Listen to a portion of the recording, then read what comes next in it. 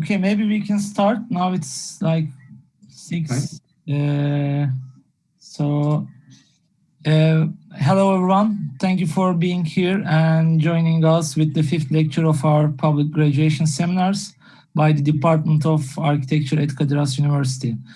This semester, with the current conditions, allowed us to expand our way of sharing knowledge. And these seminars were intended as a critical forum to introduce influential ideas, movements, architects covering the recent debates in architectural and urban theory. Until now, we had 4 lectures by Bülent Tanju, Erdem Ceylan, Peter Eisenman, and Aslı Odman, who opened up discussions about the built environment, starting from modern to current precarious era. Today, in our 5th lecture, we are honored to have Mr. Douglas Spencer as a speaker with his lecture on Personifying Capital, Architecture, and the Image of Participation. Douglas Spencer is Director of Graduate Education and Associate Professor at Iowa State University's Department of Architecture. He has previously taught at Architectural Association, the Royal College of Art, the University of Westminster. He has delivered keynote and guest lectures internationally and contributed essays for publications, including Log, the Journal of Architecture, Radical Philosophy, Architectural Design, E-Flux, the AV Review, AA Files, New Geographies, and Volume. He has also contributed chapters for collections such as Architectural Effects after Deleuze and Guattari, Architecture and Feminisms, Landscape and Agency, Distinct Code Theory, and Architecture Against the Post-Political. The Architecture of Neoliberalism has become a critically acclaimed, widely cited, and standard point of reference in the analysis of contemporary architecture. His subsequent book, Critique of Architecture, Essays on Theory, Autonomy, and Political Economy, is published in 2020. Before leaving the word to Spencer, I want to give the word to our dear faculty, Sait Köknar, for his opening speech, and then we will go on with Mr. Spencer. You are welcome again. Okay. Thank you, Sarper. It's a great, excitement for me to present Douglas Spencer. It will be an autobiographical thing. I have this Turkish edition book with me, the Architecture of Neoliberalism. I mean, I keep reading this book. It's like the first half is used already, and I keep rereading the first half. And I was, before COVID, all this pandemic, I was reading this book when I was walking to office and back. Imagine me reading the book on the streets. It's a great experience to read it because why? Architectural historians tend to name styles or eras or the function of architecture in a rather, hidden ways. Like, for example, symbolism. What does it mean? Deconstructivism. It deconstructs what? It doesn't really explain the political agenda behind it. And ironically, we are living in a post-history, post-modern, post-everything. Recently, I read the word post-Anthropocene. There is even post-Anthropocene right now. And seemingly, we believe that there's no more ideology. The history is finished. We are after that history, and everything is possible. And there's no concrete ideology behind it. We are living in a very apolitical era. But ironically, naming this era with a name like a neoliberal architecture is a very lucid, very open way of naming it. It's a very beautiful name for it that opens up the reality behind what's going on nowadays. Another example from 100 years ago, national romanticism or nationalist architecture was also very lucid, very open in that sense, what it is and what's the machinery behind of political, economical machinery behind that architecture was very open. And there are some timid, sincere namings like modernism as well. Modernism has an agenda, and the name, suggests it, or postmodern as well. But mostly architects are kind of blind to what's going on behind the scenes.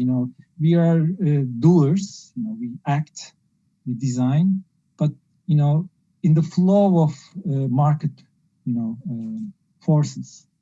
So it's what Douglas Spencer is doing in the book is like opening up all the subconscious of contingencies behind what's going on here, and it's very disturbing for me, autobiographically, for me personally, because I'm very fond of Deleuze, and it's to read Deleuze's idea as an instrumentalization of this, I might freely say, this horrible architecture, it was really like smacking. It was like a smack on my face, and I think that what a good critique does, it's, hits you and makes you leave your comfort zone and makes you have another perspective on things and opens your mind, and you start thinking, and you start thinking within the terms of that era, with the real problems, not like living in a dream, but with the real problems of this era and their problems. So that's in that way, it's a great experience. It's like a wake-up call, let's say, with all this behind you, the connection of Steve Jobs and neoliberal and connection of Gilles Deleuze and Guattari is, I feel, second-hand use of their ideas within the, architectural theory. It was a really, disturbing and mind-opening effect. So it's like Mr. Spencer is doing this, like connecting things that are not seemingly connectable. It's like showing the obvious that are hidden in our very open eyes. They are hidden on the open. It's like the best place to hide something is put it on the table, kind of. And he gets all these, interweaves all these, weaves them to a narrative, very compelling narrative, which is neoliberal architecture. So thank you for, efforts. And I think tonight's talk will be another, topic that is related with this general, explanation of what kind of architecture we are dealing with today. So thank you for everything, for your work, for your, deep and thorough and rigorous research. And I leave the word to you, Mr. Spencer. Thank you very much. Okay, thank you very much. So firstly, Satali, am I saying your name correctly? Said Ali. Said Ali. Well, thank you very much. I mean, thank you to SAPA as well for the invitation and the discussions we've had. Thank you very much for that very generous and meaningful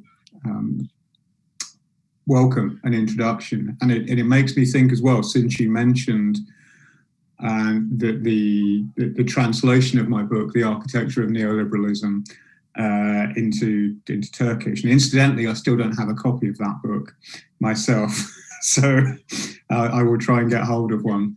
Not that I can read Turkish, but I think the serious point is that it's very rewarding and meaningful for me to see my work being or having an impact somewhere where it evidently matters because of the conditions there on the ground, and for architectural production and for academic life as well. So that really means a lot to me. As I say, architectural history and theory is often seen to be, I think for good reason, something of a kind of sideshow to what is happening in the real world, particularly when conditions in so many parts of the world are really politically fraught. To think that architectural theory or a critique of architecture at least has some resonance and some significance is really encouraging and meaningful to me. So what I'm going to respond to as well is the references to the kind of history of capitalism, because I think one of the things I'm going to try and do in this talk is to talk about not simply the naming of different periods of capital and different styles of architecture, but to try and understand how there are changes So, clearly there is a change from a welfare-based form of capitalism to a neoliberal one. But at the same time, there are continuities, and I think we often assume that we leave each previous stage of capital, as it were, behind us, and then move on to the next one. Whereas I think a better and more meaningful analysis would look at both the changes and the continuities. So I'm going to share my screen with you now and commence with the lecture.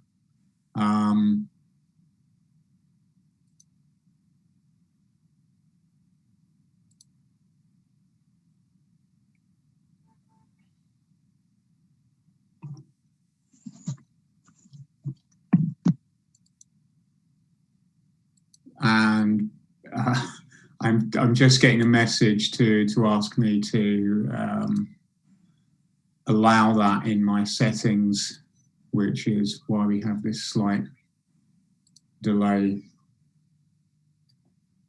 Apologies for this.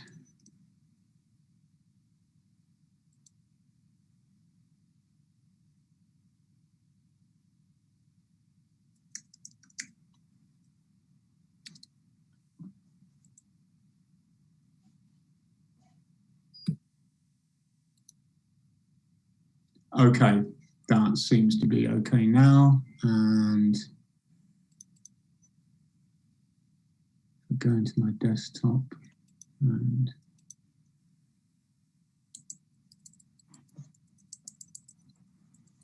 look, mini preview of everything that's in the talk. Right, okay, so the lecture is called, as you know, Personifying Capital, Architecture and the Image of Participation.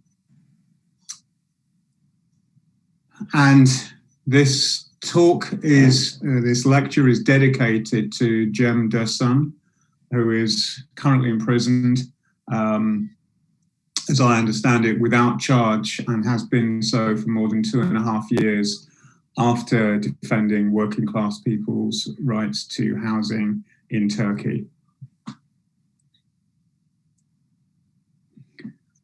I'm going to begin this talk by taking some time to look over the title and to identify through that the key terms with which we're working. So I'm going to say something firstly about personifying capital, and this notion of personification comes directly from the writings of Karl Marx, specifically the first volume of Capital.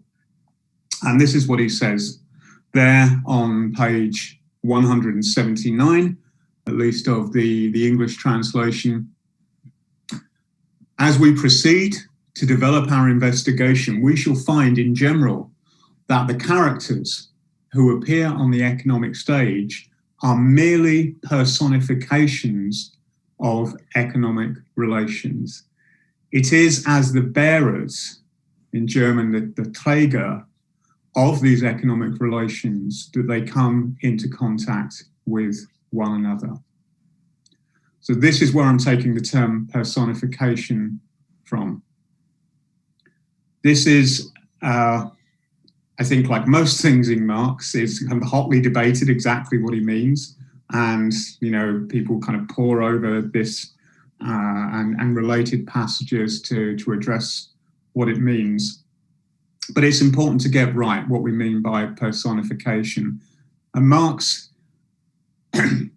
I think, understands the possible ambiguities around this. And so he makes the effort to correct any misunderstanding of what this term personification might mean. And he writes directly, to prevent possible misunderstanding, let me say this. I do not by any means depict the capitalist and the landowner in rosy colours. But individuals are dealt with here only insofar as they are the personification of economic categories, the bearers of particular class relations and interests. So what he is saying there, as I understand this, and as I understand this through the commentary that I have read on this passage, is that he is not thinking that capitalism is absolutely embodied in particular social actors. In other words, that capitalism does not come from particular persons. So it's not that kind of cliched representation of the capitalist, of the 19th century, fat-bellied, top-hatted capitalist. You know, for him, and it's very clear, this is not where capitalism comes from. These people are personifications of it.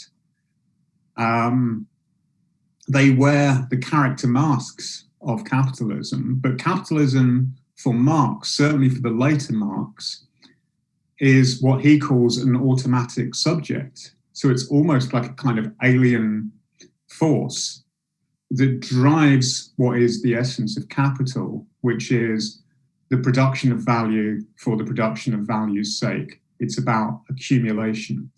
And so for him, as he's clear to say, it's not, he certainly doesn't like landowners and capitalists and the people who own the means of production. He doesn't present them in rosy colours, but he's not concerned with them as individuals. They are the bearers, the Träger of particular class relations and interests.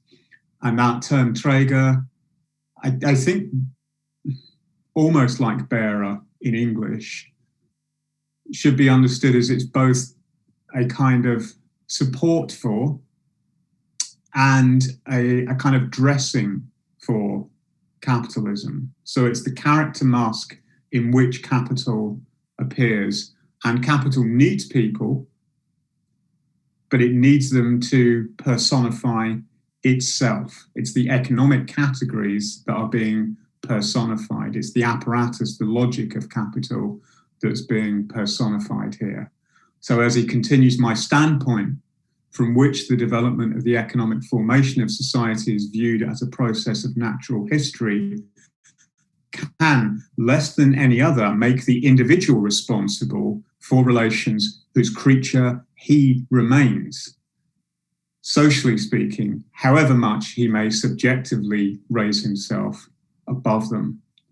So that even the individual capitalist, even the landowner, the figure and the social class who benefit from capitalism are themselves the kind of creatures who are captured, who are kind of animated by this external force. And that's a rather kind of abstract way to introduce this notion of personification, but hopefully that will resonate as I proceed through this lecture.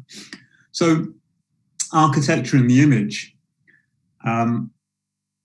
I think too often in what might be considered a tradition of critical thinking of architecture, we think of the image as something which we should get away from, that when architects produce things in terms of their images from a critical perspective, that somehow betrays the true essence of architecture, and that the critical work when we come to understand architecture would be to kind of remove appearances, to unmask the superficial, the appearance, and to really focus on what is essential beneath it. And I think that's expressed in the critique of architecture as spectacle, which I have many reservations about, and then the way in which that gives substance to and support to phenomenological approaches to architecture, which almost say that we should stop worrying about what architecture looks like and think about how it makes us feel, how it resonates with our other senses. So the approach of someone like Pallasmaa, the eyes of the skin being the most obvious one. But I think if we want to understand architecture in relation to capital, and we want to understand capitalism as well, we have to understand that appearance is not something we just strip away. Appearance is part of the mechanism. Appearance, how things appear, is part of the mechanism of capital.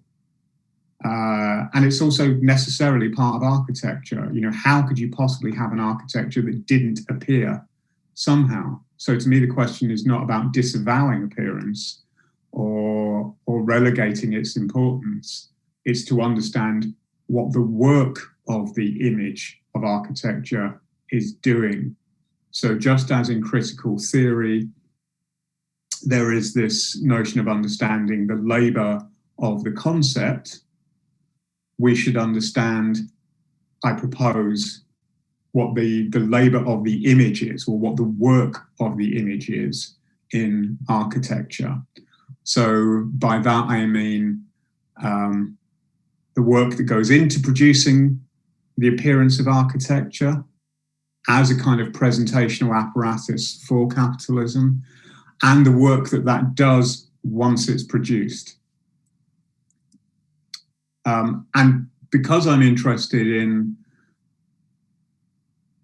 how architecture appears, and that as a kind of image work, in some of my more recent research, I've been looking into art history, particularly art history, kind of critical, Marxist and feminist understandings, especially of 19th century painting, especially of landscape painting, and looking at the work of figures like T.J. Clarke, Linda Nochlin in her The Politics of Vision, and something might be a little bit more obscure, which is a fantastically significant book, The Dark Side of the Landscape by John Barrell.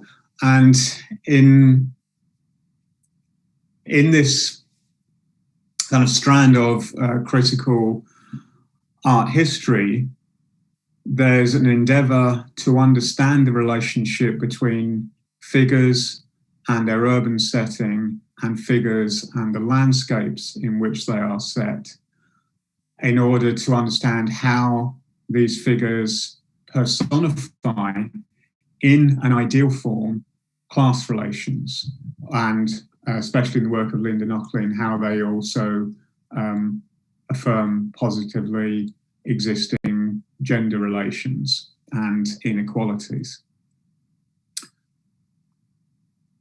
So while I'm claiming that there is a continuity and that we can usefully look at how figures appear in images such as this, what has changed is that now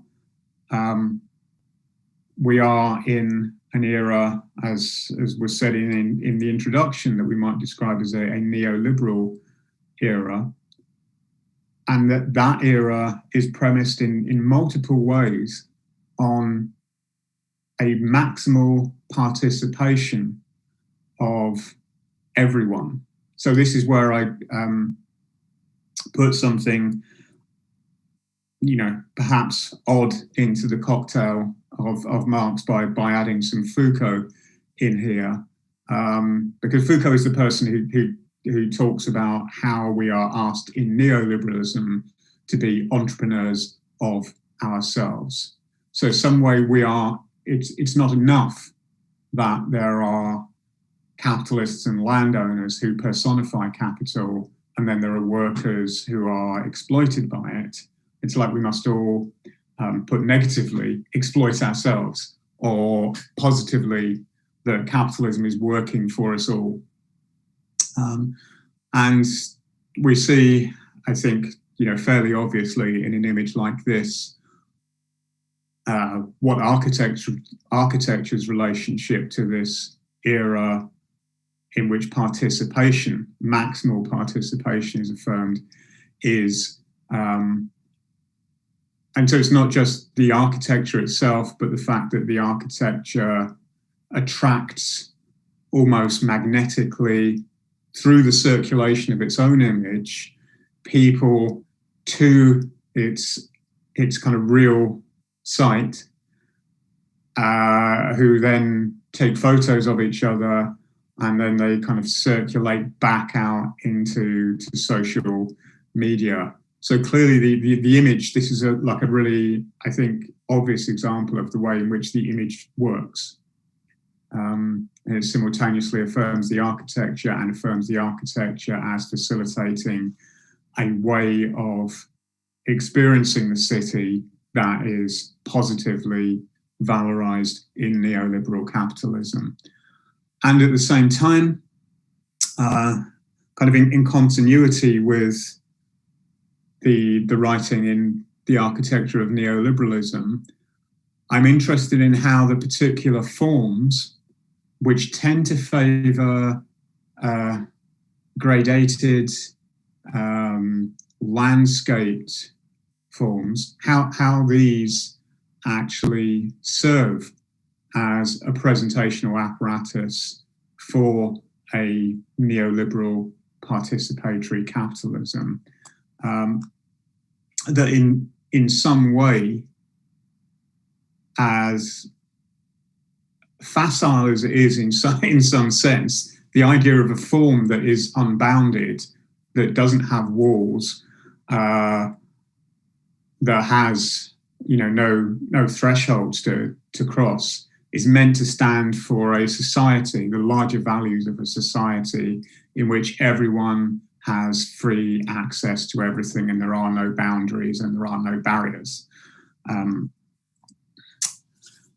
I'm going to address this issue of personification and architecture and image and participation.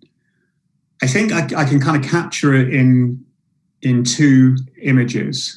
And the first of these is a painting by John Constable, boat building near Flatford Mill of 1815.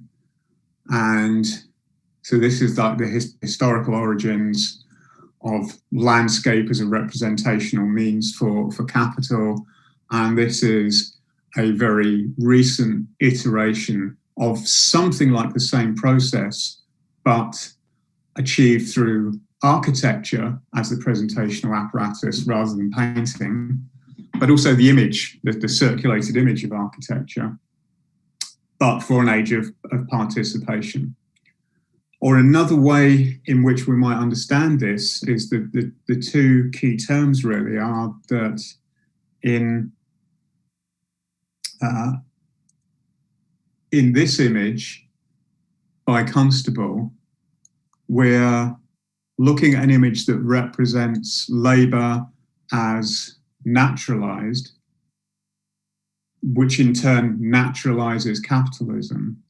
And in the image of the Matt building in Lisbon by Amanda Levette architects, we're seeing what I will claim is the anthropomorphism of capital. So how capital humanizes itself.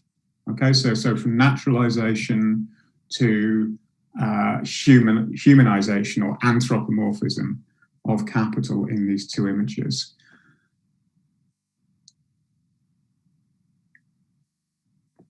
So this painting by Constable is known in general, at least in England, as the great painter of the traditional English landscape. You will probably or may have some idea that the English landscape, as it's known to be traditional, was itself the product of peasants who farmed the land directly being removed from it, across the UK is the first kind of act, if you like, of a kind of internal colonization. So we can immediately understand that this is a very romanticized image. John Barrell, whose book I referred to, The Dark Side of the Landscape, says some very interesting and insightful things beyond that about this painting. And what he notes is that while it strikes us firstly as a landscape, it's also a representation of labor that represents labor in certain terms, which are quite telling in themselves. This is about boat building, as the title suggests, and is, perhaps obvious from the canal barge that we see in the foreground. But to build a barge like this, and in the background we see the canal, so the first kind of industrial means of transportation, even before the rail is introduced. So we're seeing what would actually be the work of a large number of people. Yeah, you wouldn't have one person who's sitting there in front of the boat building it. What we see, if we zoom in a little, are figures who don't even represent to us individual characters, but are merely, as John Barrell says when writing about this painting, kind of daubs of paint. The figures of labour are relatively small. Aside from this figure in the foreground, they're off in the background, difficult to discern. It seems as though there's no more attention to them than any other aspect of the landscape. They're treated in exactly the same way, and through that they become part of the landscape, and their labour becomes naturalised. Something further about this painting that needs to be said and is really important, which is that John Constable was a landowner. His family were landowners, and they were also invested in early forms of capitalist industry, like boat building, like canal construction, and trade on the canals. So Constable is in a position to represent in ideal and natural terms the type of labour that his family, as personifications of capital, are exploiting and are engaged in.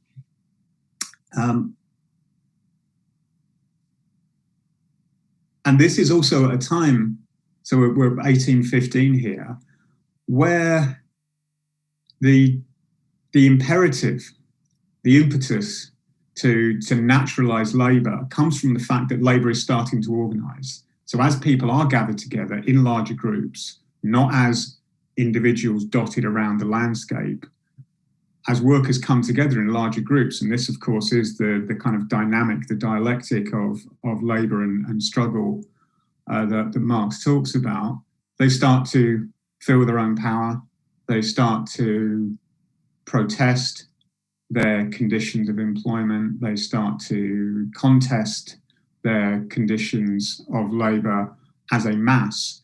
So workers are already in the imagination and the reality of the landowning class and the owners of capitalist businesses a kind of fearful prospect. So they have to be treated in such a way as to remove that fear. So here we see again the way in which the image is doing a kind of work to kind of disavow that notion of organised labour as a threat.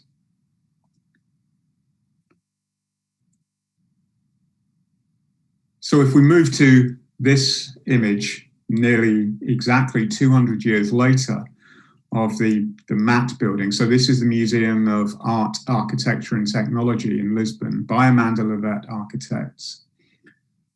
We also see images of figures. We also see them in a kind of landscape. We see them in an urban environment that's been transformed into an urban landscape through an architectural intervention, but we see them in much greater numbers. And my claim, which I'll elaborate further on, is that this is because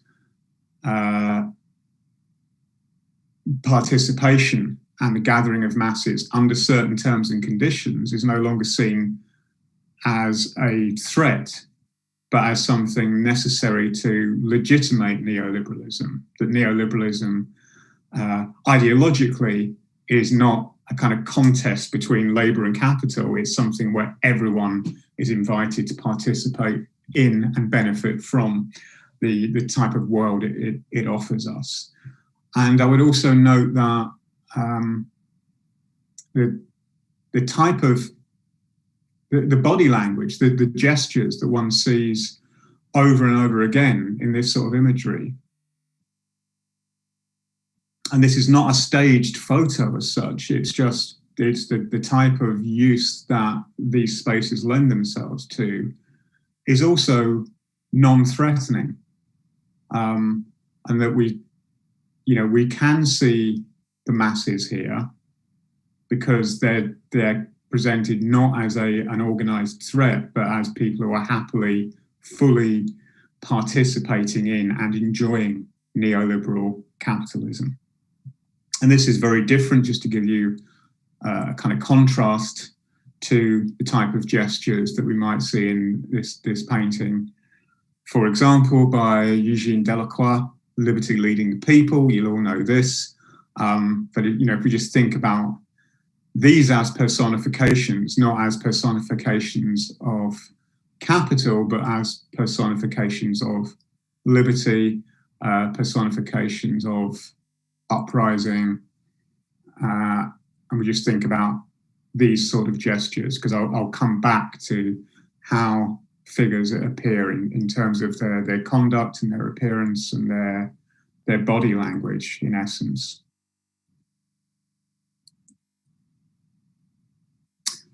So I think that, and this is something I write about in the Architecture of Neoliberalism, and I've been kind of going back to it and working on it further, that the key transition point for architecture, where it starts to produce architecture as some kind of platform where it distinguishes itself from a kind of monumental facade-oriented practice and starts to be much more invested in facilitating participation, comes with the Centre Pompadou in Paris by Richard Rogers, Sue Rogers, Renzo Piano, and Gianfranco Francini, that's completed in 1977. This seminal project is, I think, always most renowned for this type of image, for the fact that it kind of has its guts on the outside. It has its workings on show, and not only are they on show, but they're brightly painted. But I'm interested as well, or perhaps more interested, in the relationship between these two conditions, if you like, which is about what comes to replace the facade, in traditional terms, which is a kind of circulatory framework in which the inner workings are also exposed, and the plaza, the square, the kind of plateau beneath that, where we see these figures gathered.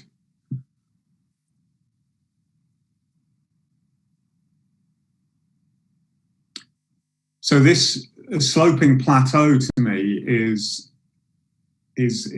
fascinating, because I think it's almost like the prototype, the kind of first example where we see this kind of idealized set of social relations played out, because the space itself, it opens up this gap in the city, not only for this kind of casual encounter with a monumental space opens up, but where this starts to present itself outwards through imagery, through the circulation of imagery. And while that is the kind of key moment architecturally, and I don't want to talk about it in terms of a transition from modernism to postmodernism, because I don't think that's what's most useful here. I would rather talk about it in terms of from a kind of welfare capitalist to a neoliberal architecture. But of course, what we also probably know is that the reason this exists is because of May 68. Because the Pompadour Centre in the heart of Paris responds to those demands that capital can, that are made in May 68, but not the revolutionary ones that it can't. It responds to the demands for a kind of less bureaucratic, more informal society.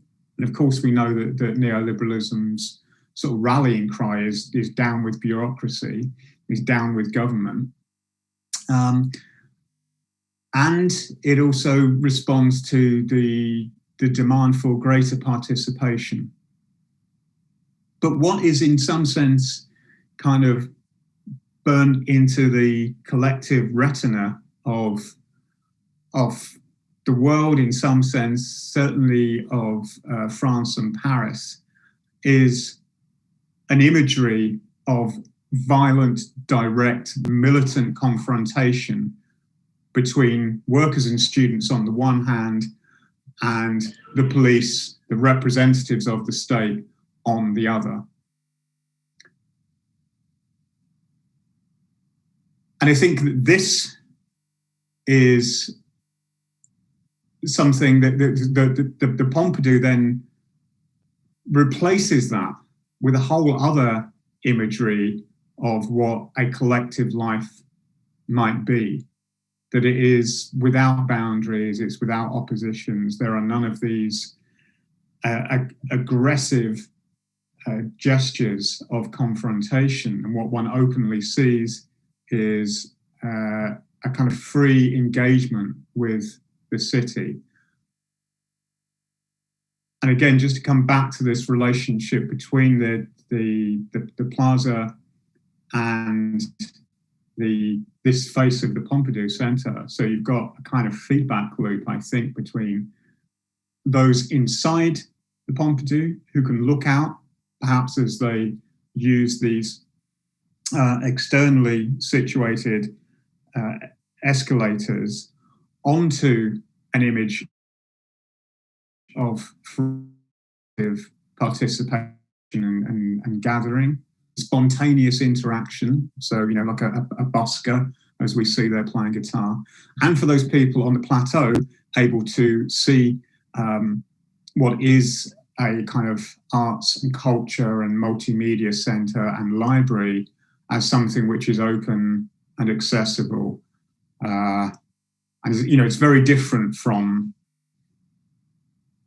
let's say, in the UK, in London, from something like the National Gallery behind its classical facade. And you have to go up steps to enter into it. So you're kind of elevating culture and distancing it from everyday life. As has been written about by a number of figures, the value of participation, the emphasis on participation that's coming through as the kind of response of the authorities in commissioning the construction of the Pompadour Centre, is to respond to certain avant-garde practices, even including those of the situationists who are saying, yeah, we need to get away from bureaucracy and state control, and we need free participation. That capital can answer to and profit from. And this is, after all, what in another sense, I think Luc Boltanski and Yves Chiapello in the New Spirit of Capitalism talk about. And I refer to that in the Architecture of Neoliberalism. You know, what it can't answer to is the dismantling of capitalism. It can't answer to the militant revolutionary demands, but it can answer to the more kind of gestural ones, which are about participation and access. And as well as it being about participation, we see in the Pompadour Centre that the the hypermarket also becomes a model on which architecture draws in positive terms. And I think Richard Rogers was very clear about this. He said, this is not, for me, a negative thing at all. The Pompadour Centre is kind of like a supermarket for culture. You know, we welcome that because by this stage of capitalism, this is seen as, well, yeah, this is the, you know, the benefit of capitalism. This is something to celebrate, and it's about ordinary, everyday people. This is what they do. They shop. So why not also shop for culture? So I'm claiming that the Pompadour, I don't know about it being entirely unique, but I think it's really very significant. And I would claim kind of prototype for situating the subjects in capital in a relation to a neoliberal society where it's presented in these kind of positive terms, and that one can look quite closely at the,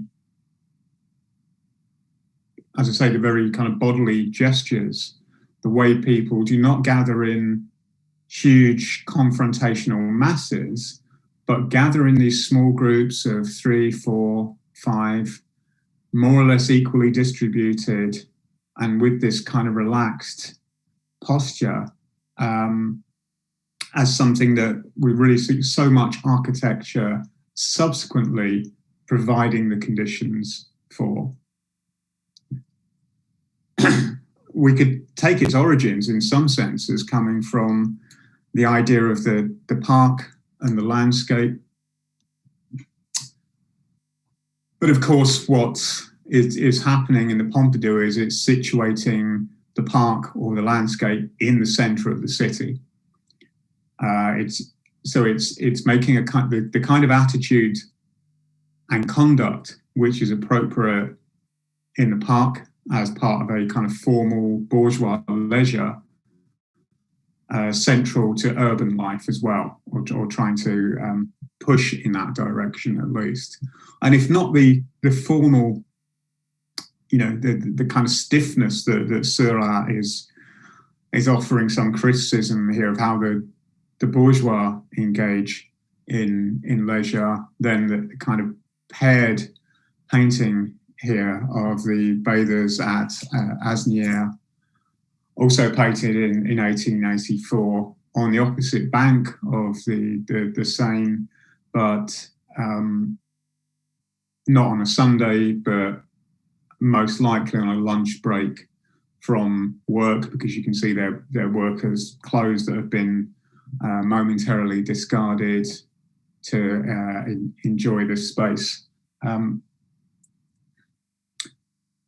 as I say, I think this becomes one of almost the cliches of contemporary architectural design is to have these canted, ramped surfaces, things that are somewhere between a kind of auditorium and a staircase, and a casual meeting space where one can do anything and everything.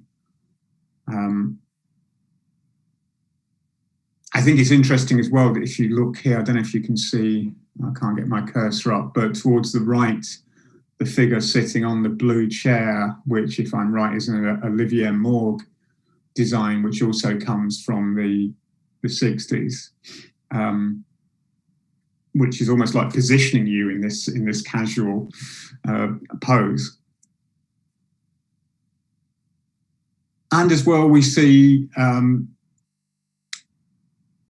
in projects like this, the Calatrava's Oculus in New York, in Manhattan, examples. This is, of course, is not new to have masses gathered in what are essentially, well, this is essentially a cross between a train terminal and a shopping mall, but in such a way as that the the figures almost become the central stage. So rather than the architecture or its facade doing very much symbolically or in terms of producing any meaning or any kind of civic message, it's more or less, even a dramatic example like Calatrava, a backdrop for the staging of participation between people and the way in which that image can then become affirmative of these relationships. So one sees it also in the Oslo Opera House with Snøhetta. So notice the same kind of grouping of figures as they stroll freely around these ramped surfaces. And then we get to a very recent iteration of this, which is not really landscaped, but The Vessel by Thomas Heatherwick, where it's circulation itself, which is the whole subject matter. If there is a kind of content to this architecture, its content is pure circulation. Now, there's a whole history of avant-garde and experimental responses to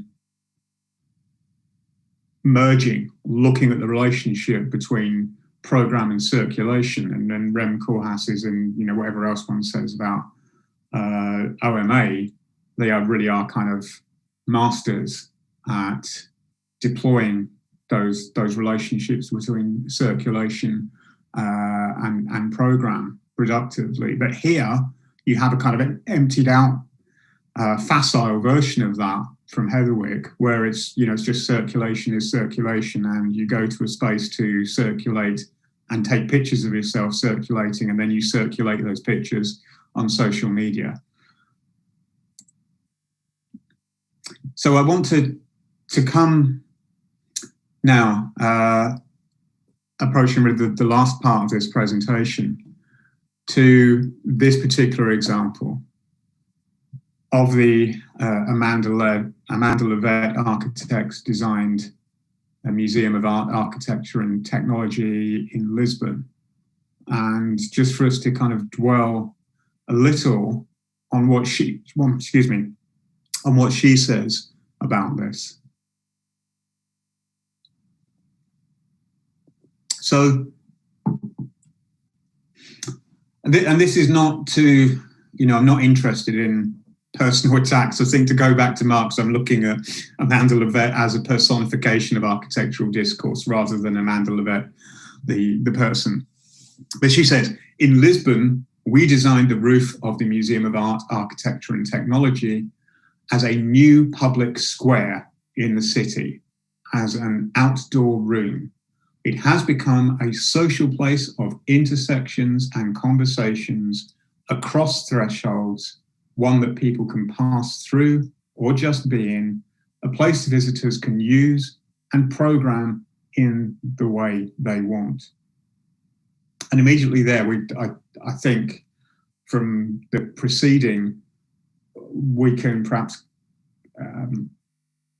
grasp how this plays into the ideal affirmative, positively valorized image of architecture in neoliberalism. That you can do what you want with it. This idea of programming a space so you can do what you want with it informs the Pompadou Centre. It informs Cedric Price's work before that, the idea of architecture as something freely programmable by its users. But this is also precisely the ideological self-image of neoliberalism. It's liberalism because it allows people to do what they want with capital. Capital presents no constraints on people.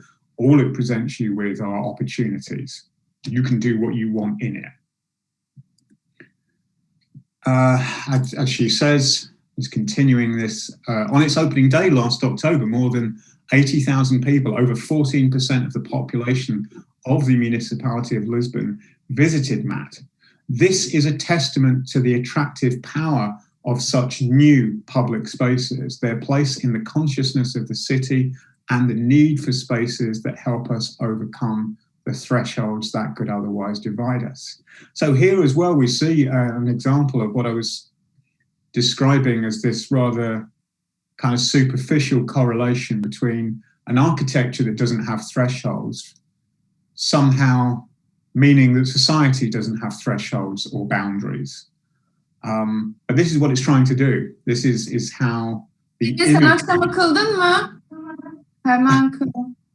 this is how the architecture itself works. This is the image work of it. 23 dakika var. Thank you. Yeah, so this is the kind of image work of the architecture to present this ideal of a society, a world without thresholds, without boundaries, where everyone can program everything as they wish, and a world without conflict and a world without oppositions.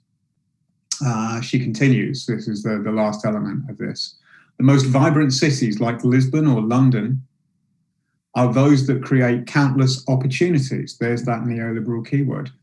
Opportunities to connect across thresholds, connecting people of different nationalities and from different walks of life with different ideas and different experiences. For when you connect people, relationships are formed and thresholds become more about mutual exchange. The role of our cities and our public buildings is, she says, as E.M. Forster's Howard's End suggests, to only connect. So what we arrive at here is what I think, interestingly, a number of figures working, kind of figures following on in the tradition of Marx in the 1970s started to recognize, at the same time. So Jacques Cartier, for example, talks around the same time that the Pompadour is opening in 1977. He talks about the anthropomorphism of capital. So remember that in Marx, capital is not already human, it only has human personifications. That capital itself, as a kind of logic and imperative, is abstract, is kind of alien, and it animates society in its own interests. But he is thinking that, he is proposing that outside force that is capital is able to make itself appear human. It's able to humanize itself. So he writes, religion itself loses its function because it no longer serves to connect beings, a matter left to capital as representation. I mean, this would be a perfect description of the discourse we've just read from Amanda Levette, about how great this project is because it connects people. Or we have from around the same time and working from the same kind of perspective within Marxism of Giorgio Cesarano writing the transition to real domination, so our kind of current stage of capital, leads capital to produce a politics, the new image through which it smuggles itself. Yet the problems of the day in the apparent forms of an openness to the demands and needs of the people are always capital's problems. The people are increasingly capital in person. So he too is drawn to try and understand and revisit this notion of personification and how capital is able to represent itself through the image in ideal terms. And that's from Apocalypse and Revolution in 1973. Now, one way to contest this, of course, would be to point to the way in which public spaces, existing public spaces and squares, as we know from recent history, at least the history of the last 10 years, can be occupied, can be spaces of contestation and resistance. So I'm not saying that, architecture and capital and neoliberalism have the last word or have all the power. I'm addressing how architecture works within them, and nearly all the time for those interests. But there are other conditions which are not advertised or presented, which are still with us, which are precisely not about connecting people in those ideal terms, and the real conditions of work and life and experience are also represented by things like the conditions in which teleworkers work in call centres, in these kind of hideous environments often with very, very poor ventilation, and often in places like Portugal, which, especially after the kind of economic crash of 2007, 2008, kind of launched themselves as the government launched Portugal as a space that would be welcoming of businesses who wanted to kind of flout existing labour regulations and could employ people under whatever conditions they wanted to, more or less. And there have been, in response to both the conditions in the call centre and the contracts for these call centre workers, which are, gig workers, so they're very much like the almost like, I suppose, the person who works for Uber, which is, they are outsourced labour with short to no term contracts. So this represents, if not the reality, a reality of life under neoliberalism that cannot be directly presented to advertise it, that has to remain still hidden somehow. And when I was researching the map building, because I thought that this project by Amanda Levette is quite interesting, because it is, it's trying to be like a kind of sand dune in the city that, so we have these protests against it, but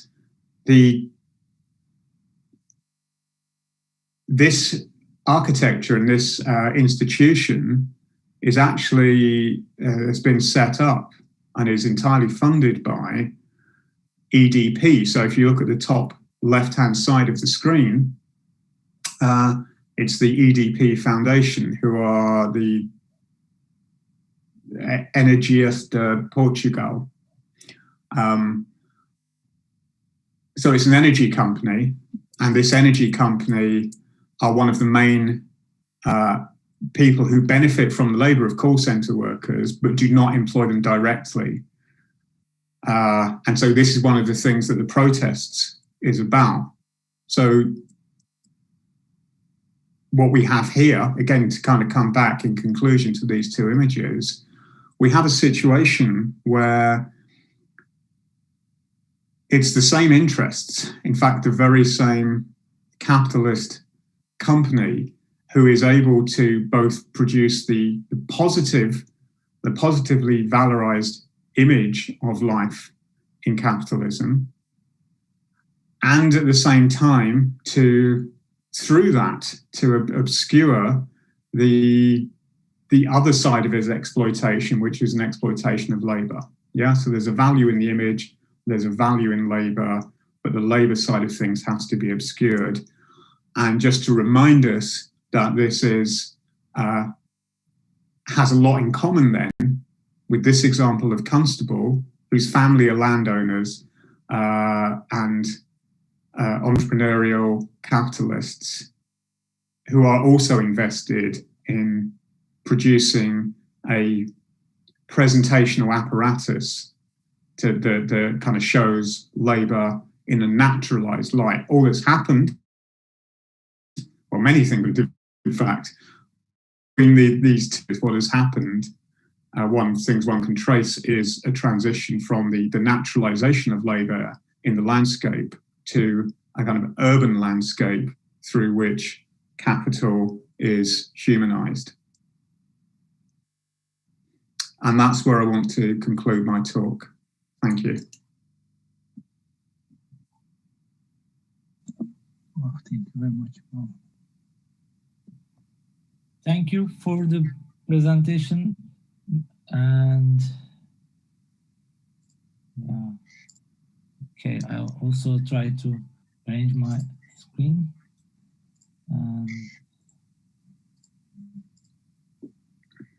We have a couple of questions from YouTube. Maybe I can start with those.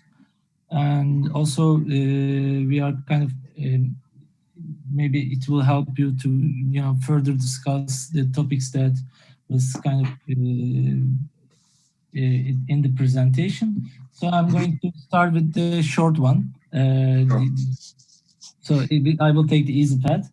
So is your approach to Beaubourg related to Baudrillard's and Gordon Matta Clark's criticism of it? Or do you consider these critics differently? So, yeah. Yeah, I haven't really dealt with Matta Clark's criticism of it. I think that where I differ from Baudrillard is yeah, I do find him in some ways very insightful, but he also has a kind of annoying habit of always trying to over-egg things, trying to kind of over-escalate things. And I think where he gets it wrong, and history tells us this, is that he says that, he's very sharp in his analysis, and I follow on from him in analysing the way in which the Beaubourg is an attempt to appease the masses after the events of May 68.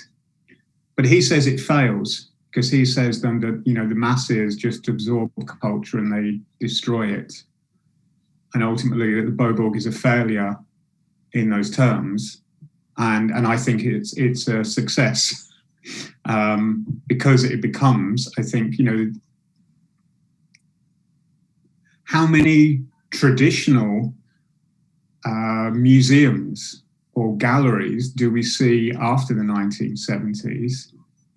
I think not so many. How many kind of complexes which have a gallery and restaurants and libraries and media centers and archives, and also try to become a kind of landscaped event in the city? We see many of those since then, and I've pointed to just a few of them, such as the Oslo Opera House. The Oslo Opera House is not just an opera house, and it doesn't present itself behind a grand classical facade. It presents itself as an accessible landscape in the city. And it doesn't really matter whether you ever go to the opera. It kind of offers itself as a space for public use in the city. And I don't see that in entirely kind of cynical terms, but I'm just trying to understand that the work, the positive image work that does. But that would be where I differ from Baudrillard, is that in short, I think it's quite successful rather than a failure.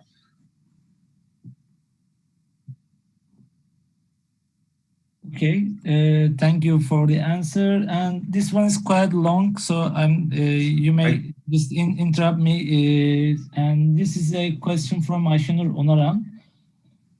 Hi, thank you for the presentation. What I wonder through, though, is how would you connect your argument with the idea of commodification of space?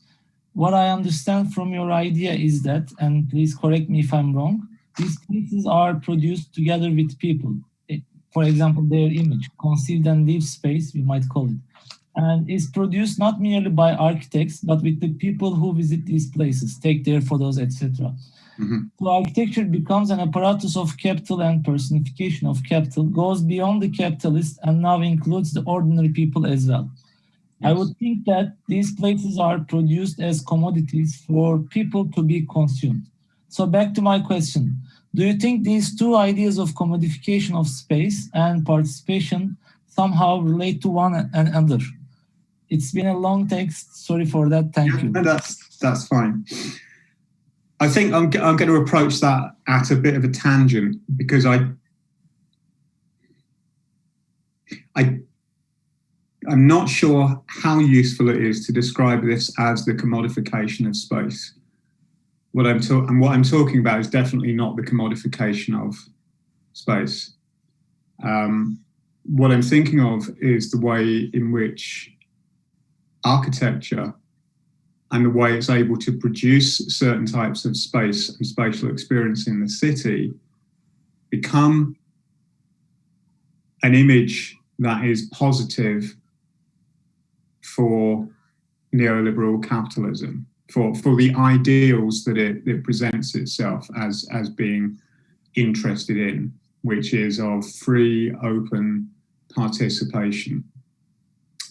I think that one can talk about the commodification of housing, but I have to go back and thoroughly check the architecture of neoliberalism, but I don't think I talk about the commodification of space, and I certainly wouldn't now. The other hesitation I have about talking about the commodification of architecture is that it implies that architecture, if it wasn't for capitalism, would have no relationship with power and would be like this purely, humanist or philanthropic practice. But architecture has always been, architecture with a capital A, if not building, has always, worked more or less in the services of power, and it has always worked to produce images of power and images that work for power. In different ways. So I'm not directly answering it, but it's because I don't believe we're looking at the commodification of space. I think we're seeing another operation that's crucial to capitalism, which is about the production of the image that is a necessary part of it. To go back to the introductory comments that were made in introducing me, is that this is, sorry, I've lost my thread there. But yeah, it's about the appearance of things and appearance mattering.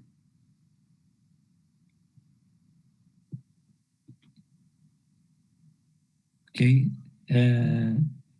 Thank you very much for that answer. And we have another question saying that, does architecture make capitalism more livable or just help to hide its downsides? Yeah, I think that we have to have some nuance in how we address this.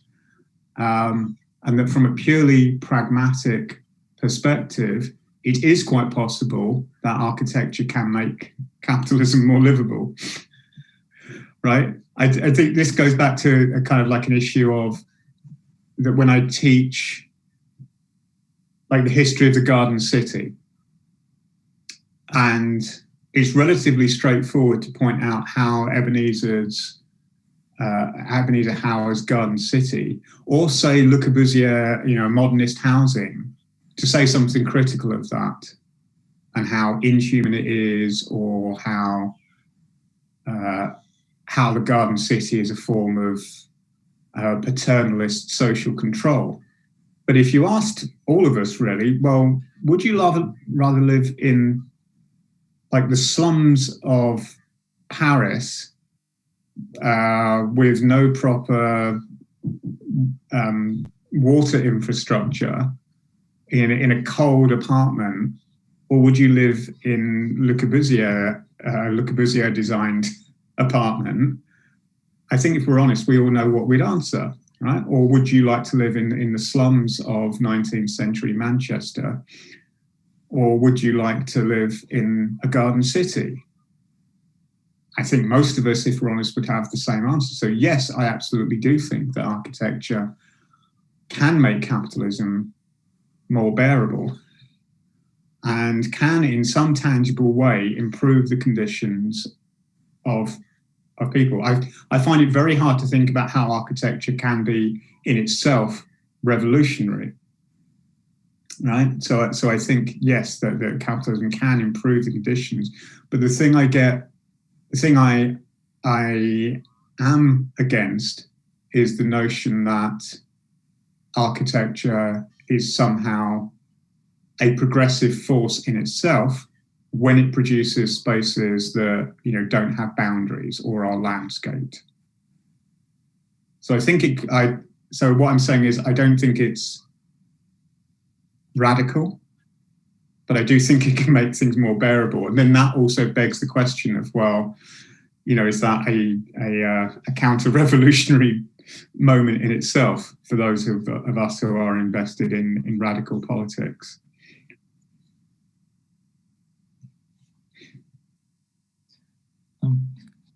Thank you again. I don't know if we have any questions from here, from the Zoom.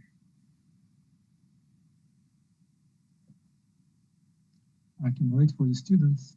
Yeah.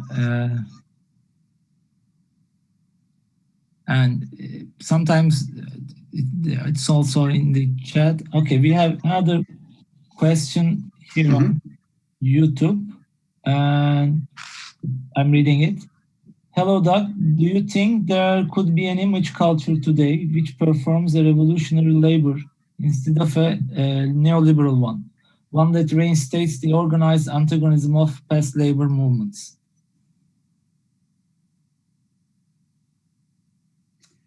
Could you just repeat the question again, please? Okay. Do you think there could be an image culture today which performs a revolutionary labor instead of a neoliberal one that reinstates the organized antagonism of past labor movements? I think the short answer is yes. I think that's a possibility. I think that's to be distinguished from the notion that architecture in itself, operating independently, can be a radical force. But I think that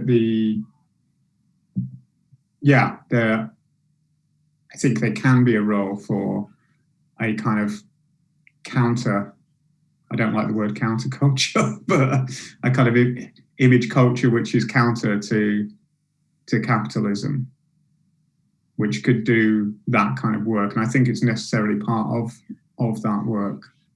And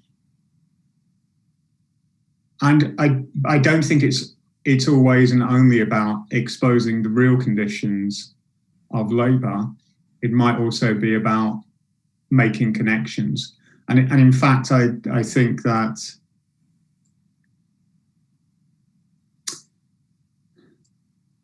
I suppose just reflecting on what I'm trying to do, I'm trying to think about how one can kind of comment on the existing image culture so that we read it differently, and we could think about it differently, or we could get it to reveal things. So it's not just a matter of an alternative image, but it's about a kind of radical critique of the image culture that we have, which is not to say let's do away with images, but actually let's become really sophisticated readers of the images with which we're presented. Wake up call. Two more. We have some questions from our students here in the chat. I can pass this. The first one is social currents have shaped architecture. Was there a time when architecture took shape independently of this, or is it possible? Sorry, could you just repeat the first part of that question, please? Social conditions have shaped architecture. Mm-hmm. So there was a time when architecture took shape independently of this. Or is it possible? Yeah. No, I don't think there's ever a time when architecture took shape independently of any other conditions. I think that, and there's nothing novel in me or original in me saying that. This is,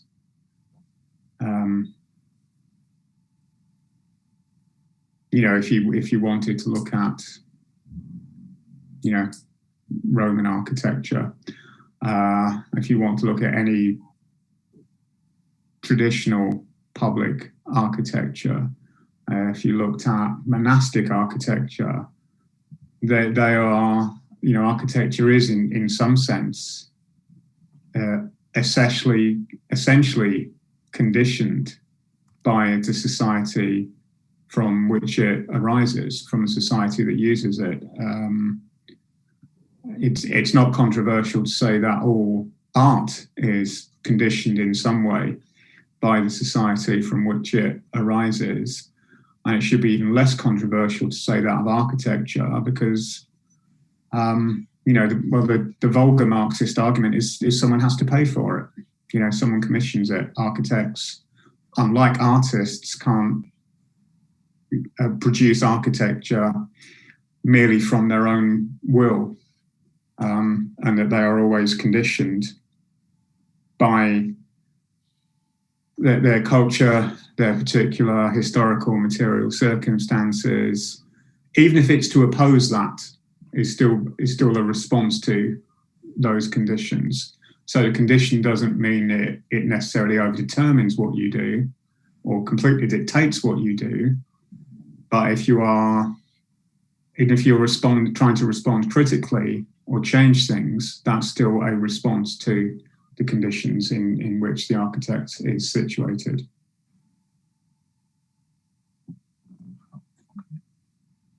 Thank you. Another question. Some public spaces gain identities from political parties and the events that occur there. Do they still break thresholds or become one? Sorry, do they still break thresholds or become one? Right. This is something that I briefly referred to in the main body of the talk. And it's something, you know, obviously I can't cover everything I'd like to in one talk, but that would be something else to look at is, and it's a very interesting question of, okay, so how do some squares, for example, become identified with particular moments? You know, so in the West, we can't hear, and certainly of my generation, we can't hear the words Tiananmen Square without thinking of a particular event at a particular time and a particular set of images. And that would go the same for some of the squares of the Arab uprisings, I think of 2011, 2012.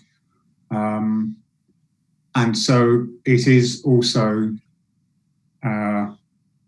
within the power of people to identify spaces with acts of contestation and resistance. And I guess also, to be fair, across the political spectrum as well, not only from the left, but also from the right and from populist movements. But this really speaks about the kind of power of people and social movements to forge those identities, often against the original identities that they were given. Yeah, so to go back to Tiananmen Square, that's originally built as a place for vast military displays, but it becomes associated through the circulation of images, through media, with a resistance to that regime and with its brutal suppression.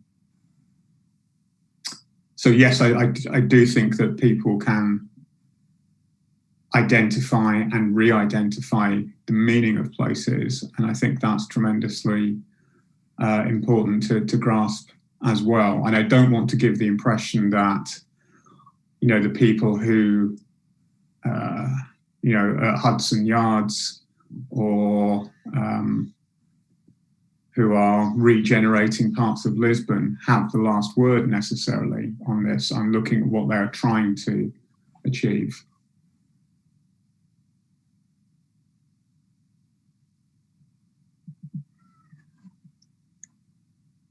Thank you. So I may interfere here with a question. Actually, it's not a question, but thank you really very much. That it was really very impressive for me, your presentation and the concept of this participation.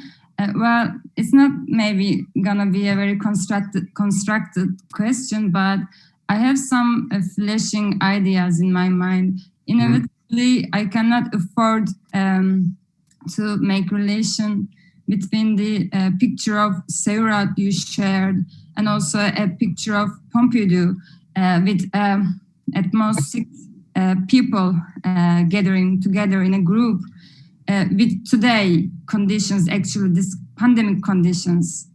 Yeah. I'm thinking and questioning that it's kind of a safe model maybe to be still gather, but to keep fragmented in a way, like in small groups. So while I'm thinking on museums as well today, the experience of museums, okay, we are really very crowded in Met, for instance, but the experience is demanding from us a very personal experience, actually.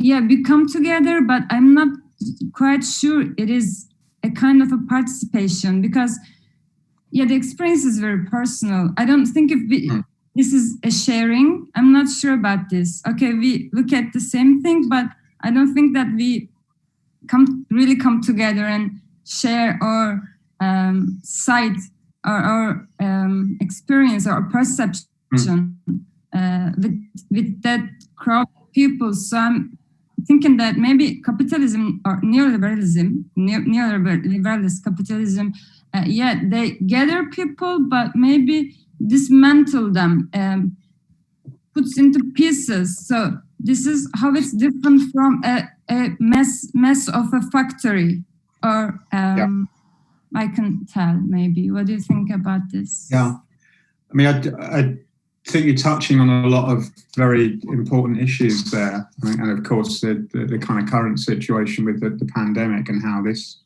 impacts upon the sort of activities and issues I'm talking about here. I mean, the first thing is when we talk or when we hear talk of participation and sharing, it's kind of an empty rhetoric because it's as if it doesn't matter what we're participating in or what we're sharing. Okay, so I'm in the US. I'm British, but I've been in the US for nearly two and a half years now. I'm out in the Midwest, away from any major metropolitan center. But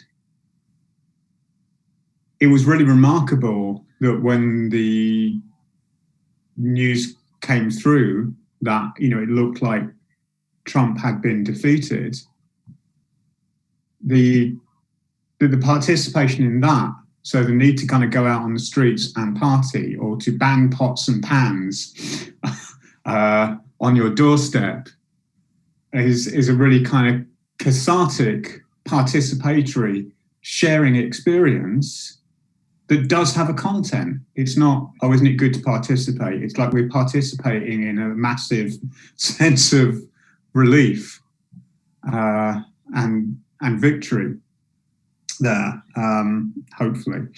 But that to me is participation and sharing as it does have a content rather than just as an end in itself. Because actually we know what the condition or what kind of conditions participation and sharing on social media is, in part that this is also a means to monitor, to securitize, and to accumulate from those interactions. Yeah, but they're not presented in that way. It's just participation is good in itself. I think there's also another thing I'm kind of taking and writing about elsewhere in the book. The next book is about this idea of individuation, because I think that's what you're talking about. Is like, you know, are we really together, or are we just a load of isolated individuals pushed together? Is that certainly for Marx and many others in the tradition of critical theory following him, the individual does not come first. This is also a myth, of a deep kind of myth or story that capitalism tells, is that first of all you have individuals and then they get together in social groups. And that sounds like common sense, but in fact, you know, the counter position is we only become individuals through how we relate to one another. And I think perhaps also we're becoming more painfully aware of that through the conditions of isolation that are imposed on us because of the pandemic, that actually being individuals, we're not really independent. And it's kind of profoundly disturbing, really, to live in such an isolated fashion. And we only really get to be individuals through our social relationships.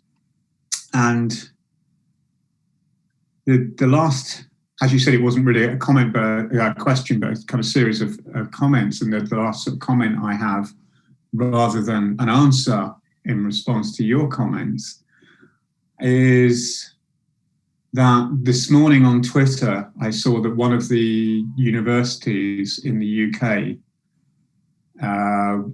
was, although there's a lockdown in the UK at present,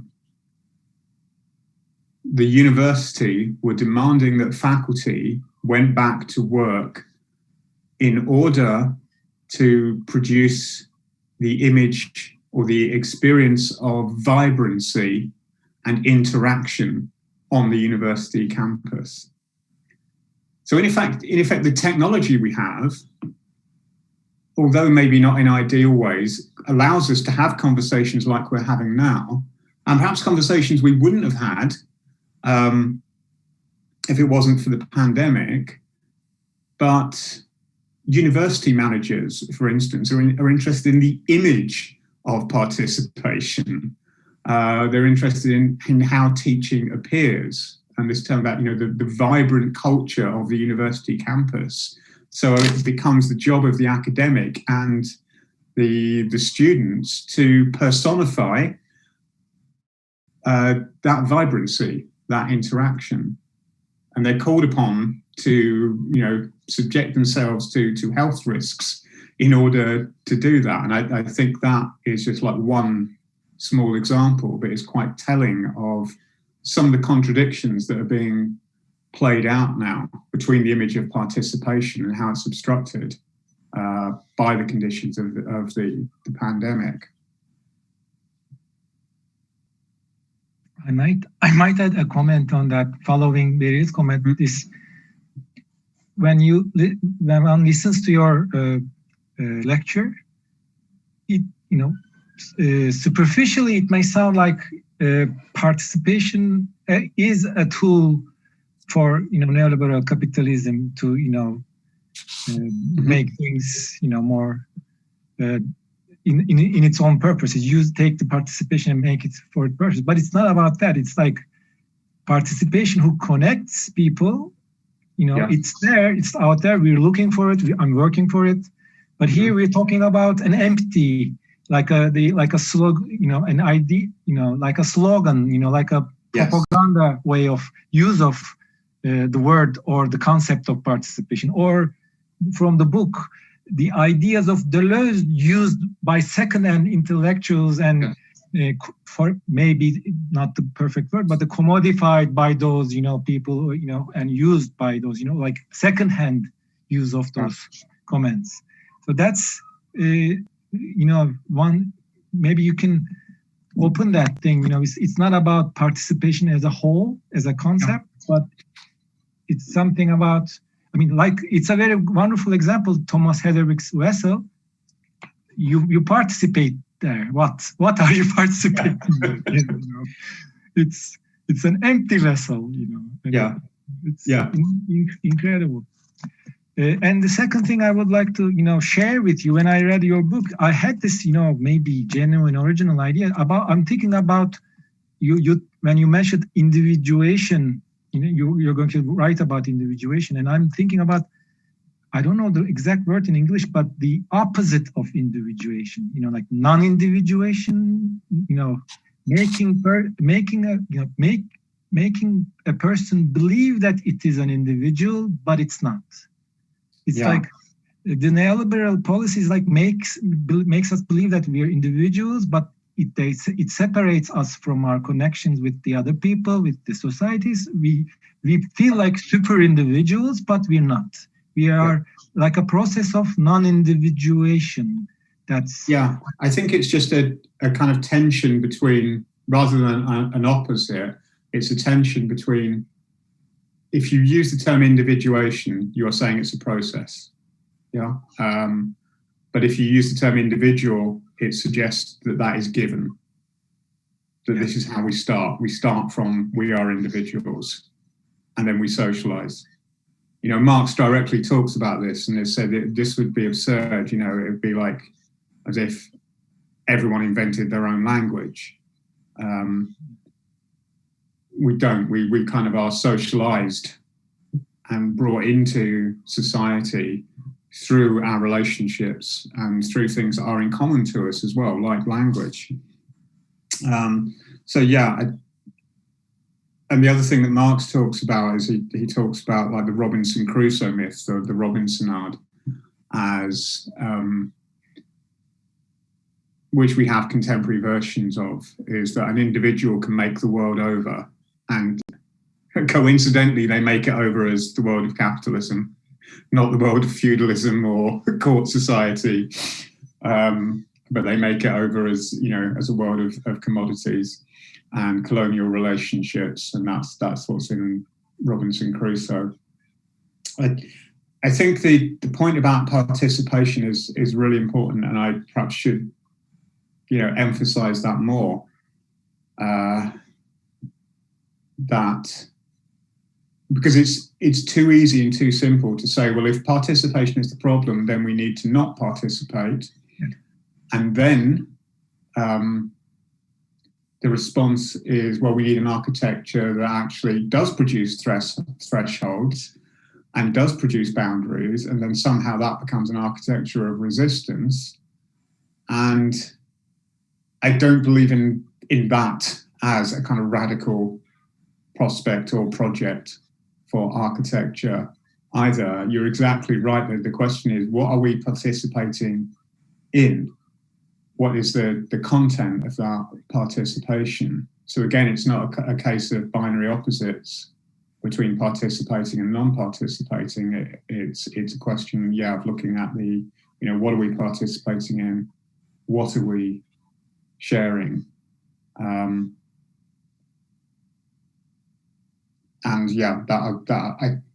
I think that is really important for, you know, so I'm speaking to a lot of architecture students. I think that's really important for architectural students to reflect on.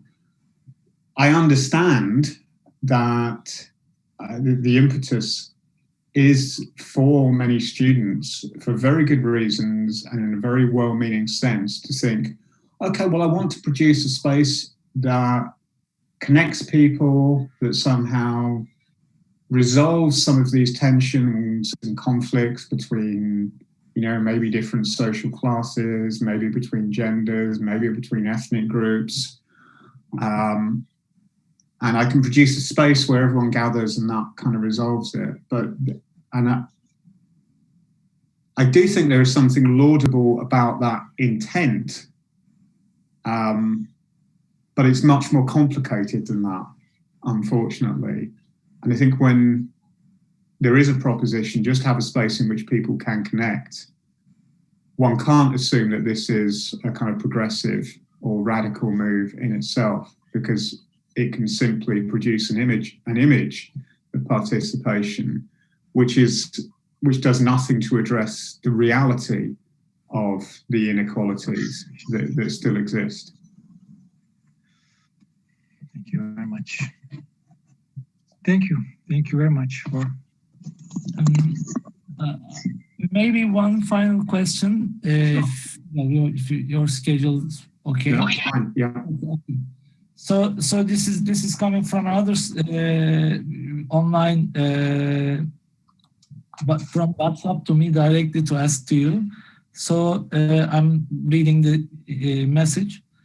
Discussing capitalism and neoliberalism directly upon the architectural output, like a project or a building, etc., has sometimes kind of risk, such as revealing both a standardizing view and an oblivion for the process, which is actually linked to the product itself. So it delays or maybe skips the discussion of some of the main contradiction within the production system today. For example, the discussion of labor for all actors within these processes, which is of course related with the discussion of the time and the subjectivity of the producers. So there exists two kinds of criticisms. One, before the building, including the actors of architectural production, and the other after the building, including the users or the ones who experience the space. I just wonder if you agree with that, and if so, when those two may come together in a theoretical view, in your opinion. No, that, yeah, its short version is yes, I agree. I think that's important. I said it at the start that if you think about the work of the image or the labor of the image, I'm taking that from the concept in critical theory about the labor of the concept, or the work of the concept, which has a kind of double meaning. It means the work that's put into producing the concept, and then once produced, the work that the concept does in allowing us to think in a certain way and see things in a certain way. And by the same token, the idea of the labor of the image or the work of the image has that double meaning as well, which I think corresponds with what's being addressed in the question, which is of how there is all the work that goes into producing architecture, the labor of the architect as a producer of images, the labor of the architect as someone who designs. And then there's what the architecture actually does if and when it's built. And then it's doing other sorts of work. So it might accommodate work. It might be that it works to produce images. So if you take something like, a very kind of unglamorous architecture that might not even be considered architecture, but the architecture or the building of the call center, the work of that architecture is just to house people in more or less bearable conditions of labor. But the work of Heatherwick's vessel it doesn't actually provide conditions for labor, but it just provides an image. But both of them are a kind of work of architecture. So yeah, I think that is absolutely an essential way to understand architecture, that there is a kind of work that goes into it that we often don't spend enough time looking at, myself included, and there's the work that the product itself does. And I think it's fair to say that my own work tends to look at the second part of that, is to look at what architecture does once it's built and when it's been designed, rather than the work that goes into it. I think both are equally important, but I tend to focus on the second part because I think that one of the, and this is the kind of Foucault ingredient as well, is I think that one of the, and it's in Marx as well, is that one of the things that architecture as a product does is produce us as subjects to some degree, not in a totally dominating way, but it can kind of steer us towards certain possibilities, it can make other possibilities less likely. So it's that second part, the work of architecture, as something through which we are formed as subjects, that I am primarily interested in.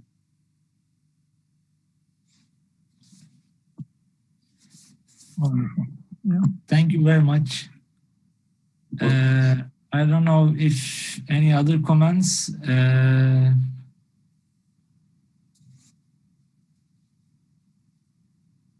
So I think these are the questions.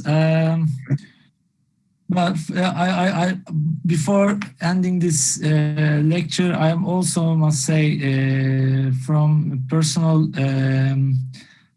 point that this is one of the things that I've been looking forward to this semester, because as Saiteli mentioned, those ideas are, that you mentioned in your book and also in this lecture is kind of helping us to, making the, the truth, the hidden truth behind more visible, because we kind of look at the forms, justify the forms with these tools, with these ideological tools that is being produced. Probably for me, they were kind of arbitrary, but they exist in the, in these images, in both hidden and the visible layers of architecture. So it was kind, it was a very, for me, an inspiring presentation that you connected that John Constable's landscapes and today's landscapes together, and it was kind of, interesting that the principles hidden behind those two images are kind, have lots of common points. Although the way that the way that we live, we exist as humans, because you were also talking about the humanization of architecture. We exist as humans. We say that it's changed, but yes, still we are producing these images that have major common points or common, how to say, settlements behind it, these common conditions. So thank you very much for your presentation. I don't know if you have any comment about that, but well, just to say thank you for grasping that. That's what I'm trying to look at. I think that there is a tendency to think, and this goes back to the comments of Saiteli about there being this naming of particular periods, and that itself is also a kind of conceptual work. But I think we're too ready to just kind of name a period as if capitalism has these stages, and as I was saying earlier, they just kind of moves through them and they're bracketed, but they're not. There are changes, but there are continuities still. There are some things about capitalism that don't change. Otherwise, it wouldn't be worth. It's not enough just to read Marx, but it wouldn't be worth reading Marx at all if things had changed so drastically from the 19th century. So thanks very much for that. Thanks very, very much, all of you, for attending. It's been really enjoyable. It really helps me when I get invitations like this just to keep pushing my own work and ideas and thought. So thanks for the questions, which help in that regard as well. And yeah, thank you very much. Thank you so much. That it's so generous that you accepted our invitation, and it was a really pleasure to have you here. We are honored. Okay, thank you. Thank you. Yeah, hope we can meet in the future under different conditions. Thank you again very much for. Definitely. I will hold you to that. So thank you. Thank you. Thank you.